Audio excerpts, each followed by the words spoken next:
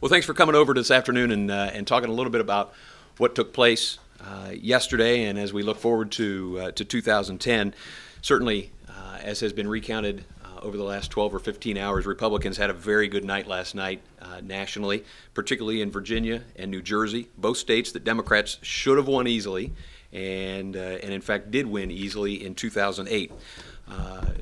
Just to go through a few of those numbers, because I think they're really interesting and they're really important. Obama carried Virginia by 7 points, and Democrats had won the last 2 gubernatorial races and the last 2 U.S. Senate races, and yet Bob McDonnell was able to win by about 18 points, so you saw a 25-point swing there.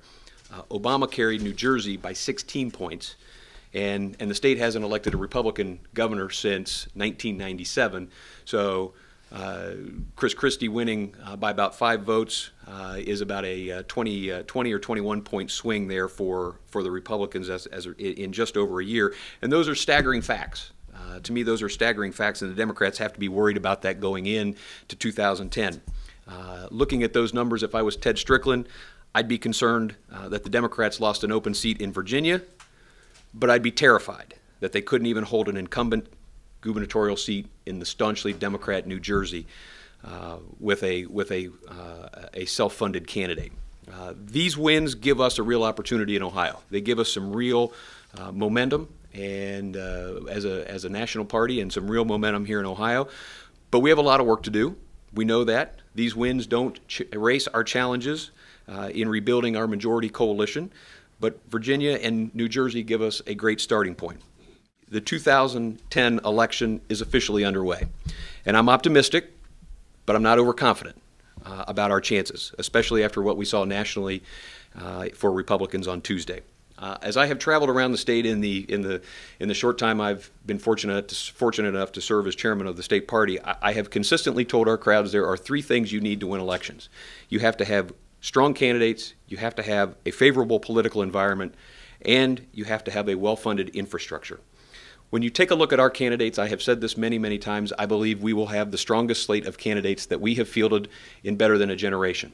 When you look at our candidates from the top of the ticket to the bottom on the statewide ballot, you will find as strong a slate of candidates as we have fielded in a generation. They are all hardworking, they are all self-sufficient, creative, reform-minded individuals who want better days for Ohio. As you all know, John Kasich will lead our ticket with that same sort of energy that Bob McDonnell used in Virginia last night to sweep every statewide office.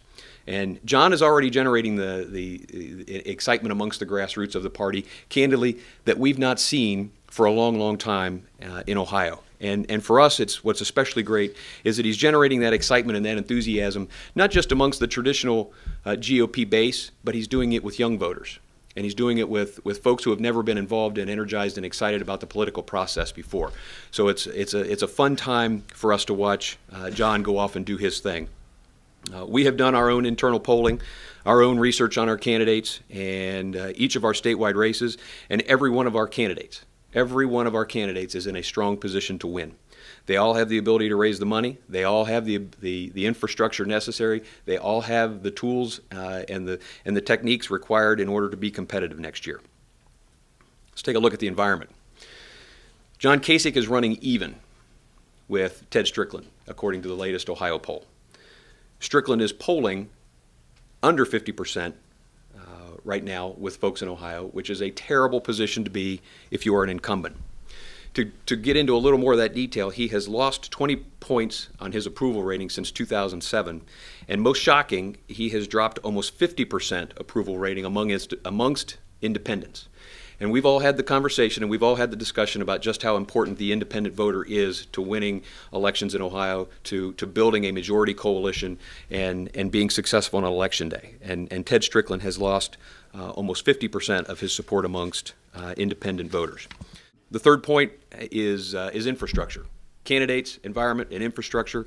Here at the Ohio Republican Party, we have proven time and time again that we have the ability to compete with an effective ground game here in Ohio, and we will do that again in 2010. We have learned lessons, and we have adapted to the lessons that were learned painfully in 2006 and in 2008, and we are correcting our mistakes, whether that's through things like dealing with early voting, dealing with absentee ballots, doing more voter identification work. There's a lot of different things that we candidly are going to do better than we did in 2006 and in 2008. Most importantly, and it's something that's really hard to measure, but it's probably the most important piece, and that is we have volunteer intensity on our side. And candidly, the Democrats don't. And we saw that yesterday in those municipal races in those big cities where it was where you have incumbents like Ryan McClin who lose with a big thud. The volunteer intensity is something has risen to a level even this early in 2009. Has risen to a level to levels we haven't seen in the Republican Party for the better part of 5 or 6 years. Bottom line, I expect the Democrats to outspend us, and I expect them to play dirty. And I expect that they'll get dirty and go dirty early. The reason they'll go dirty is because, candidly, they have nothing better to talk about. They have no accomplishments to run on. I have said time and again, I don't know what Ted Strickland will run for re-election on. I have no idea what he can possibly say to the voters that would convince them that he is worthy of another 4 years.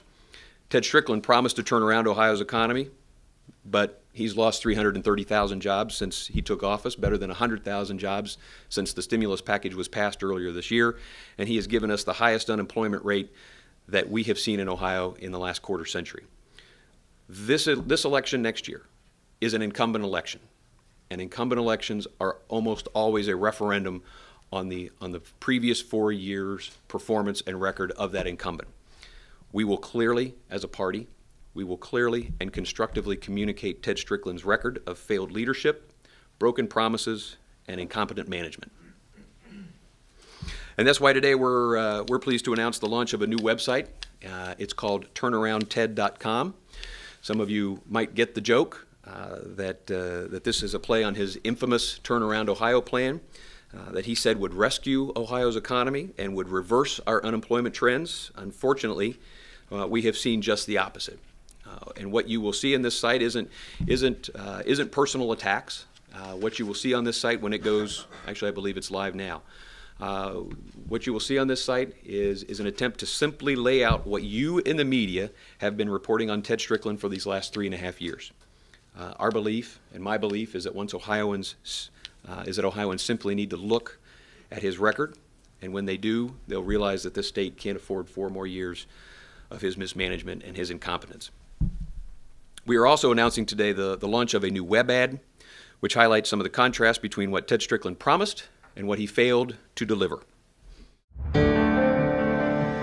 Our Turnaround Ohio plan has 2 aims. First of all, we're going to keep the jobs we have. Since Ted Strickland became governor, Ohio's unemployment has skyrocketed from 5% to over 11%, the highest level in a quarter century. And we're going to create the jobs of the future by making sure we have the most highly trained workforce possible.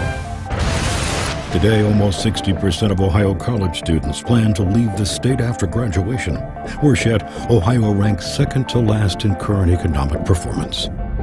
We've developed a plan that we call the Turnaround Ohio plan. A plan that has done nothing as large Ohio employers close down or move away. Even the Dayton Daily News says Strickland is recklessly, obstinately, and selfishly putting Ohio on a horrible course. Strickland's budget creates a multi-billion-dollar deficit, and it's been called a recipe for a whopping tax increase. And so I'm asking you to join me in our efforts to turn around Ohio. Ohio's problems are bigger than slogans. We need real solutions. Can you withstand 4 more years of Ted Strickland's turnaround?